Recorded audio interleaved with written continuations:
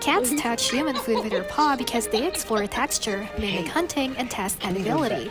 It also marks scent, satisfy their curiosity, and seek attention.